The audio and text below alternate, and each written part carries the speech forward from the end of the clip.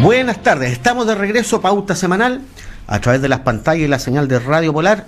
Nos pueden seguir también a través de Facebook Live y las distintas redes sociales. Programa que se transmite el día viernes de 15 a 16 horas y se retransmite el día sábado y el día domingo en el mismo horario. Pauta Semanal, un programa que conversamos al final de la contingencia nacional, internacional, lo local. Evidentemente, estas últimas semanas ha sido todo muy centrado en lo nacional porque estamos con un Chile que despertó y que cambió. Y que finalmente estamos viendo varias aristas de cómo salir de esto. Uno es el tema constituyente, que es el que estamos conversando, y habíamos quedado con una pregunta al irnos a la pausa, y es que parece que todos damos por sentado de que va a haber cambio constitucional, porque todavía hay que hacer el plebiscito, y la pregunta es, ¿quiere cambiar la constitución o no quiere cambiar la constitución? Había echado la talla que la UDI por primera vez en su historia está trabajando por el no cambiar la constitución, pero y que lo ha señalado desde un primer momento, digamos que no está de acuerdo con cambiar la constitución, pero sin embargo todavía no está definido, o sea, es una cosa que todavía hay que votarla. Pero Hernán. Sí, lo que uno puede ver es la base, que uno conversa con la base, la gente, redes sociales, presencialmente, ¿cierto?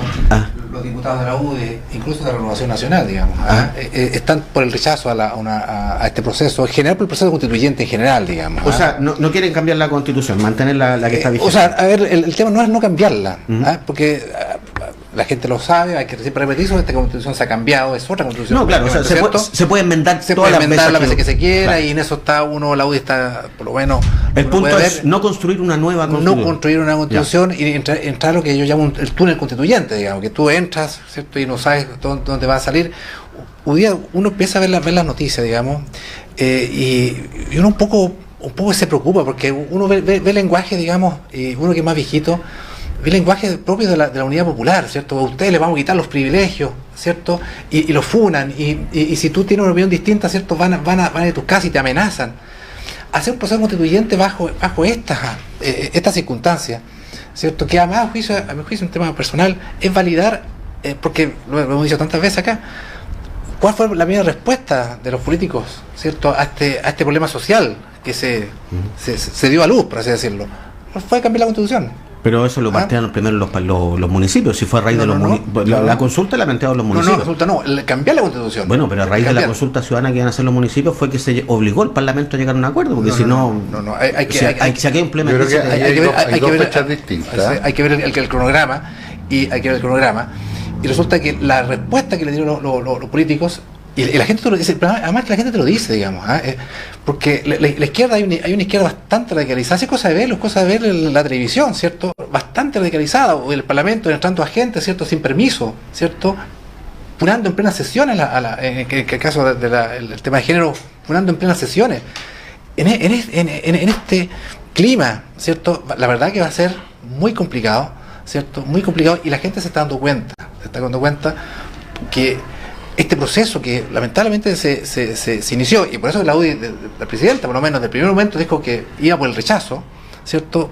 Venía mal, y va a seguir mal, a mi juicio. Ahora, la consulta ciudadana que organizaron los municipios, mayoritariamente, porque no es una mayoría relativa, es una mayoría absolutamente aplastante, que señaló que quería construir una nueva constitución. O sea, eso, por eso digo, aparentemente eso es algo que va a ocurrir. O sea, esto que dice Hernández, que la mayoría de la gente de la UDI y de Renovación Nacional no quieren cambiar la constitución, y me parece que es una extralimitación de lo que ocurre en la realidad, porque si casi la mayoría de los parlamentarios, tanto de oposición como de RN, votaron a favor, ¿no es cierto?, de hacer estos cambios, es porque están convencidos de que son necesarios. Además, las encuestas, de las cuales uno podrá decir son la foto del momento, no hay que confiar mucho en la encuesta, pero en general no hay ninguna encuesta que no plantee hoy día que entre el 80 y el 85% de las personas quieren cambiar la constitución. Yo creo que el problema que tiene la UDI hoy día es un problema más complejo, porque la UDI está herida.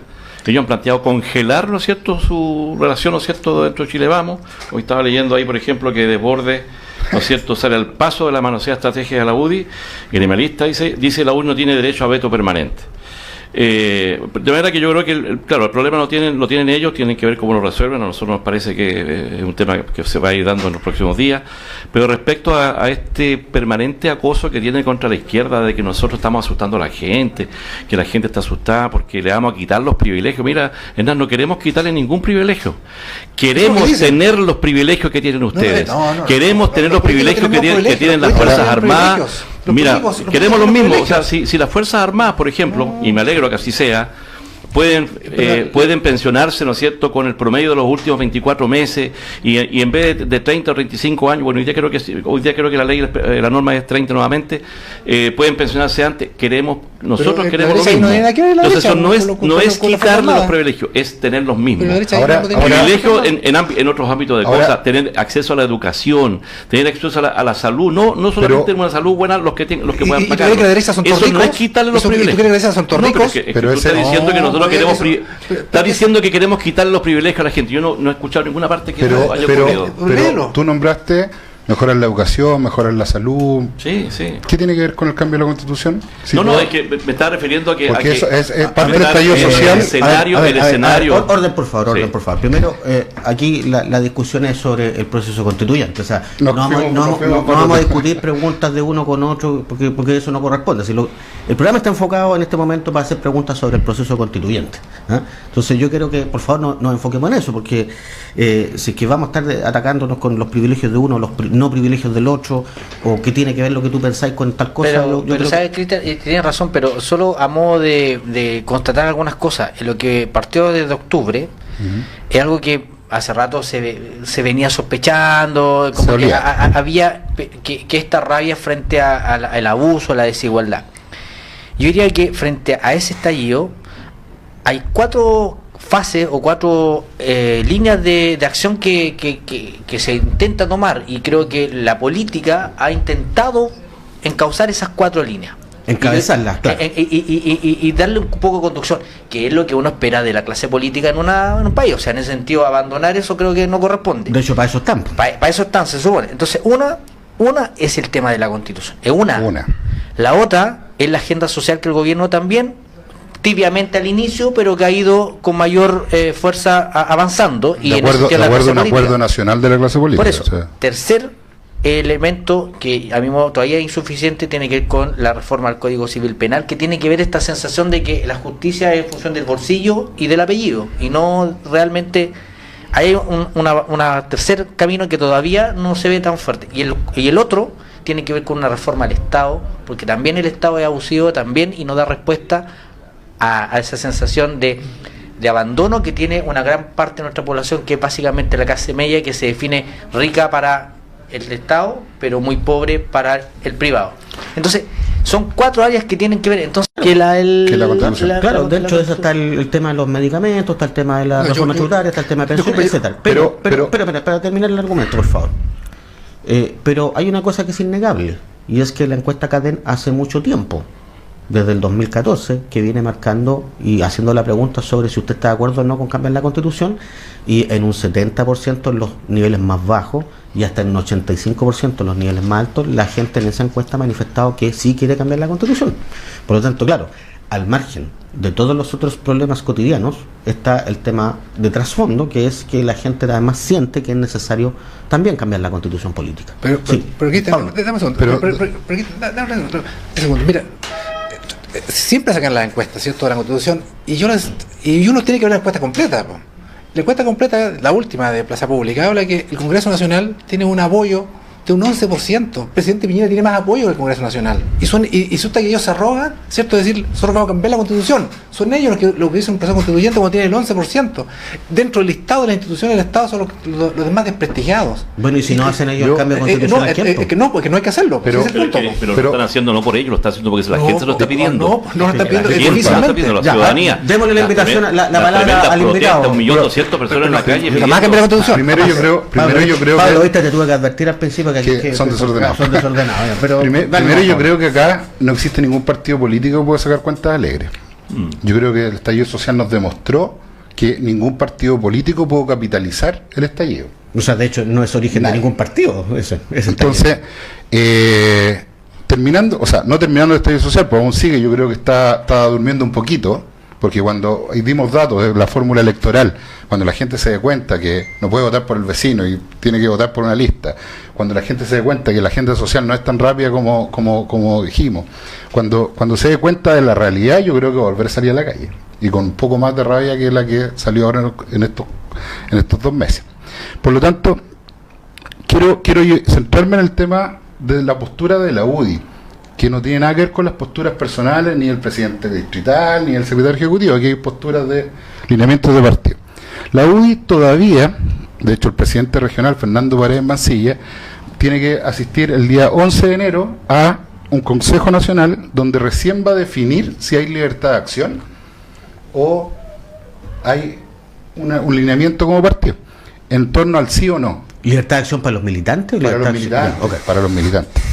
Ahora, eso es bueno que lo diga, ¿sabes por qué? Porque le pasa a todos. Muchas veces la gente cree que la opinión del parlamentario es la opinión del partido. De hecho, la parlamentaria acá no abiertamente, Sandra Mara abiertamente ya dijo que ella estaba por el sí al cambio de la Constitución. Entonces, todavía el partido no marca, o sea, el Consejo Nacional todavía no define la postura del partido, que es nosotros somos un partido estatutario y que respeta las líneas de acción. Claro, y ese cuerpo intermedio al final. Por lo tanto, eso hay que dejarlo súper aclarado, porque lo más probable es que sea muy dividido internamente en la UDI el sí y el no en el Consejo Nacional. Entonces, no sabemos bien cuál va a ser la definición. Por lo tanto, hay que tener claro que todavía puede existir una libertad de acción al militante, que creo que es lo más sano. O sea, independiente que mi postura personal sea mantener una constitución, creo que hoy día el estallido social nos dijo: sintonicemos un poco con la calle, señores. Pues nos encerramos en 4 murallas a tomar decisiones y no estamos mirando lo que está pasando, siendo que todos lo vemos todos los días. Cuando yo veo, por ejemplo, acá en la región de Magallanes, veo que se lleva un proceso de una consulta ciudadana, como lo mencionábamos anteriormente, y dijimos, tuvo una alta participación. Y es más, valoramos que haya sido con un sistema digital que nos lleva un poquito a lo que debiera suceder en los próximos años. Y nos encontramos que el 90 y algo % de la gente, 80 y tanto, cerca del 90, dice sí al cambio de constitución. Y también, por otro lado, dice, más del 70% dice sí al voto obligatorio, no al voto voluntario. Entonces, cuando tú ves esa diferenciación en la opinión, tú te das cuenta que ningún partido político realmente estaba sintonizando con lo que realmente la gente quiere. Y aquí voy a un ejemplo muy claro. Hoy día, el caso de la UDI tiene una estructura política de bajada territorial que está 100% focalizada desde los municipios hacia arriba. De hecho, en la directiva nacional tenemos la senadora y el secretario general es Jorge Fuentes, un exalcalde que era alcalde, renunció para dedicarse 100% a la secretaría general, porque necesitábamos que los municipios se conectaran con la gente, que es la primera línea de acción. Y en eso Fernando Paredes, aquí en la región, creo que lideró un proceso de esta consulta ciudadana de poder llevarla a cabo a toda costa. ¿Cuánta gente votó en Natales al final? En Natales votaron 840 personas presencialmente. Presencial y 3.700 y algo digitalmente. ¿Y la última votación municipal cuánto fue? 7.000 y algo personas en total. O sea, votó más o menos 60%. El 60%. Perfecto. Fíjate que yo quiero relevar lo que dice aquí Pablo, porque si no hubiese sido por los alcaldes de Chile, no se hubiese generado este acuerdo en el Parlamento. 24 horas. Yo creo que por eso yo lo había planteado el día de mañana se va a escribir que en realidad no fue por el Parlamento, no, pues se vio forzado por el hecho transversal políticamente de que una organización de alcaldes transversal políticamente, como la Asociación Chilena de Municipalidad, como que empujó porque tenía que buscar una salida. Y yo quiero hacer el paralelo de lo que ocurrió respecto a los conflictos sociales uno en Magallanes. Cuando sufrió el conflicto del gas, los partidos políticos lo único que hicimos es ponernos de acuerdo para tener una declaración conjunta, desde el Partido Comunista en ese momento hasta la UDI, que estábamos todos en contra de esta medida. No lideramos el proceso porque era un proceso ciudadano, pero el rol de ese partido era generar las condiciones para que tuviéramos todos de acuerdo. Yo hago el paralelo hoy día con este acuerdo, es lo mismo. La clase política lo que está haciendo está generando el acuerdo para que sea la ciudadanía la que termine definiendo. Claro, porque estamos de acuerdo, el acuerdo lo que busca finalmente es llegar a un consenso, pero no en la solución. Esa solución se verá después. El acuerdo es para buscar el camino de solución al final. Es tan así que se tocó el tema del congelamiento de la UDI ayer de su presidenta nacional y se congela la participación en Chile Vamos. Esa es la pregunta. Y vamos para el tema de los acuerdos. ¿Están en Chile Vamos al final o no? Es que hay un congelamiento. Te voy a explicar por qué sucede esto. Cuando se firma el acuerdo por la paz, te aseguro que sin la UDI no había acuerdo en ese minuto. El punto clave en el gobierno era que la UDI cediera en dejar la posibilidad de que exista una constitución a una elección. La UDI cede en esto y llega a un acuerdo y dice, como Chile vamos, nos hacemos parte de este acuerdo, y se hizo parte la gran mayoría de los partidos políticos. Seguimos en adelante tomando acuerdo como Chile vamos, ¿ya? Y hace un par de días atrás empezaron los desacuerdos, pero no desacuerdos, de los acuerdos tomados. El presidente RN, Mario Desbordes, y Evópoli empiezan a votar fuera de los pactos de acuerdo que habían dentro del pacto Chile Vamos. Lo que lleva a la UDI a decir, bueno, me pediste hacer un acuerdo, dijimos este es el marco de acción y tú lo estás saltando. Entonces, ahí la UDI dice, Chile Vamos, congelemos nuestra relación, reflexionemos para dónde quiere ir el pacto, pues si llegamos a un acuerdo y en el momento de votar cambiamos la decisión, la UDI se resta. ¿Esto puede llevar a que se salgan del gobierno? Esa es la pregunta de fondo, porque ¿qué significa difícil congelar? No, congelar la presión Chile Vamos es que hoy día se tiene que reflexionar cómo va a seguir votando el Parlamento, si votamos en bloque o votamos en libertad de acción. ¿Y en el Ejecutivo qué significa? Es que hoy día hay un tremendo problema para el gobierno. De hecho, hoy día la presidenta nacional le dice a Blimel que le falta liderazgo en el comité político. Entonces, ¿será porque ahora no hay una UDI en el comité político? No pasa por eso. Fíjate que te pongo ejemplo. La UDI funciona de una forma tan distinta cuando se tocan los temas país.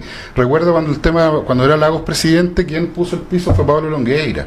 Entonces, la UDI tiene un primero está pero la crítica dentro del gobierno, esa declaración que es fuerte del principal partido, uno de los principales partidos del gobierno, al ministro del Interior, y decirle eso. Y le plantea. Claro.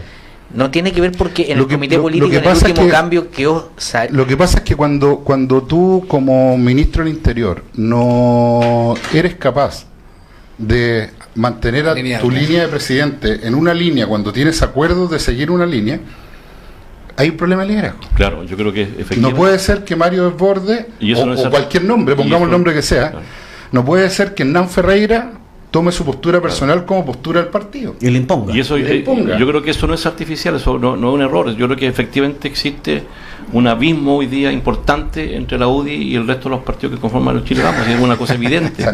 Evópoli está haciendo, o sea, si el ministro del Interior, ¿no es cierto?, que representa al presidente de la República directamente en la cosa política, está haciendo cosas que ustedes cuestionan públicamente. Yo creo que si habla de existe un abismo. Si habla de abismo, sí. Tenemos que hablar de abismo todos los partidos. Bueno, pero hoy día cuando tú hablas del Partido Socialista, lo que estamos hablando hoy día del tema concreto, ¿no es cierto? Es que la pregunta concreta es eso. Nosotros no tenemos congelamiento con ningún partido. ¿Qué significa congelar la participación en Chile? Significa que hoy día no hay alineamiento para votar. Pero por eso, déjame terminar la pregunta, Pablo.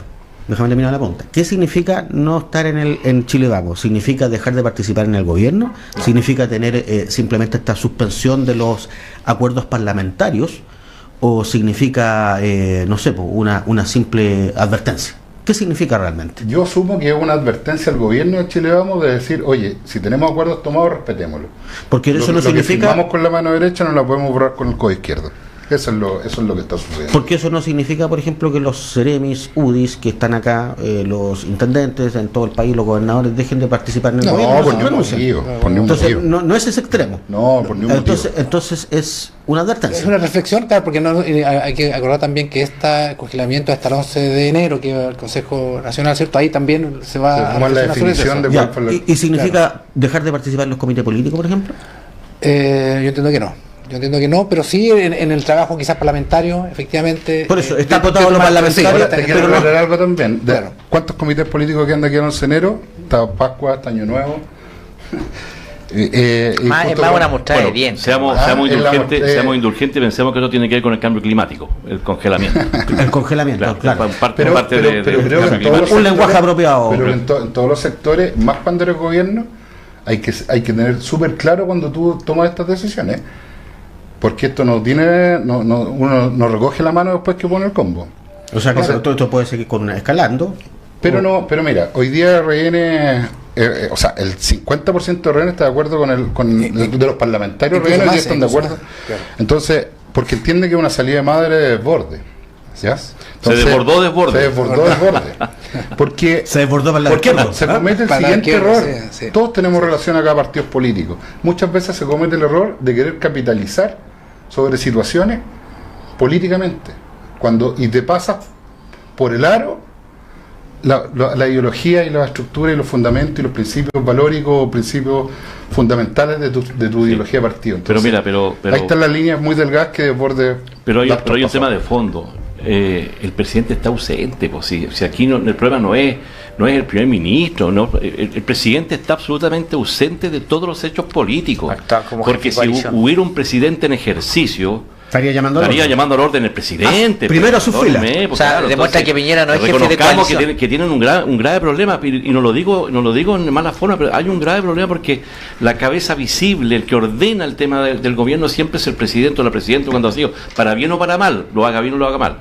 Y aquí el presidente está ausente en todo este tema, pues. Ahora el liderazgo de coaliciones, claro, de gobierno, claro que uno se la echa de menos al presidente en un régimen además presidencialista, pues. Ha sido también un reflejo de lo que pasa en regiones, pues también había una queja respecto y uno conversa con personeros de derecha y reconoce que efectivamente acá hay un problema de liderazgo. Hay que contextualizar.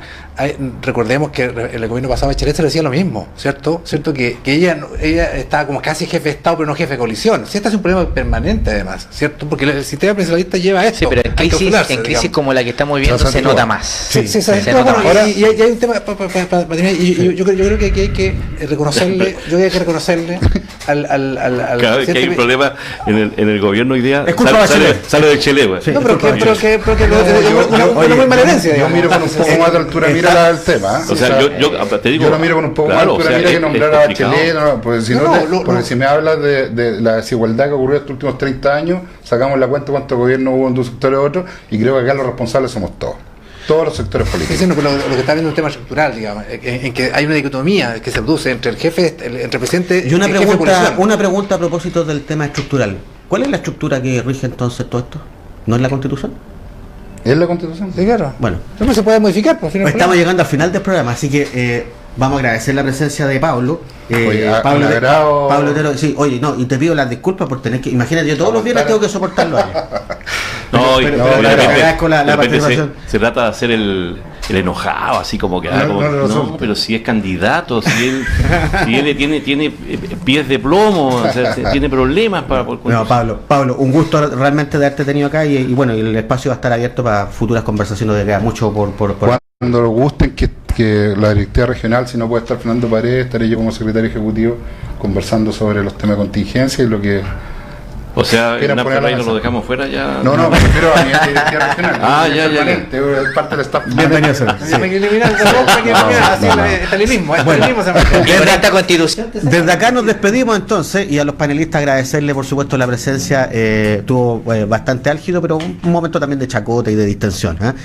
Síganos a través de la señal de Facebook Live, síganos también a través de las distintas redes sociales, Pauta Semanal, a través de las pantallas de Radio Polar, a través de la señal también de Radio Polar. Programa que además se retransmite el día sábado y día domingo de 15 a 16 horas. Nos vemos y hasta el próximo programa. Polar Comunicaciones, radio, televisión e internet presentó Pauta Semanal. Participen